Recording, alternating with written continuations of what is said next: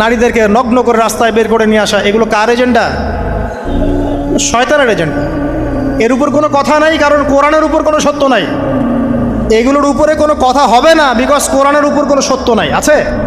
নাই। কোরআনে আল্লাহ পাক বলেছেন যে শয়তান ফিতনায় ফেলেছিল, ইয়ানজিউ আনহুমা লিবাসাহুমা, শয়তান তোমাদের পিতামাতার লেবাস খুলে ফেলে দিয়েছিল।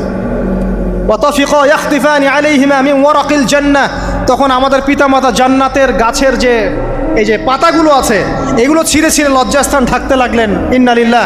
আমাদের পিতামাতার কি দুর্দশা হয়েছিল, আমাদের পিতামাতার কি দুর্দশা, কি লজ্জা হয়েছিল তখন। চিন্তা করে দেখেন, শয়তান কাপড় খুলে ফেলে দিয়েছে। আর আমাদের পিতামাতা, আমাদের মা, আমাদের বাবা জান্নাতের এই যে পাতাগুলো ছিঁড়ে ছিঁড়ে গায়ের লজ্জাস্থান ঢাকা শুরু করেছেন। কি পরিমাণ লজ্জা চিন্তা করেন। আপনাকে যদি এখানে কেউ নগ্ন করে ফেলে এবং আপনি যদি না চান বিষয়টা, সবাই জোর করে আপনার কাপড় খুলে ফেলে, আপনার কেমন লাগবে? কেমন লাগবে?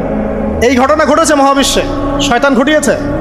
এরপর আল্লাহ পাক ডাকলেন, ডেকে বলছেন, ইয়া আদম, হে আদম, আলাম আনহাকুমা আন তিলকুমা শাজারা, হে আদম, আমি কি তোমাদেরকে দুজনকে নিষেধ করি নাই যে গাছের কাছে যাবে না? আমি কি তোমাদের দুইজনকে নিষেধ করি নাই যে তোমরা গাছের কাছে যাবে না? তখন আদম আলাইহিস সালাম বুঝতে পারলেন যে তারা একটা বড় ভুল করে ফেলেছে। তারপর আল্লাহ রাব্বুল আলামিন দয়া পরবশ হয়ে আদম এবং হাওয়া আলাইহিস সালামকে কালিমা শিক্ষা দিলেন, তওবার কালিমা, যেই কালিমা দিয়ে তারা তওবা করতে পারেন। সেই কালিমা হচ্ছে রব্বানা যালামনা আনফুসানা ওয়া ইল্লাম তাগফির লানা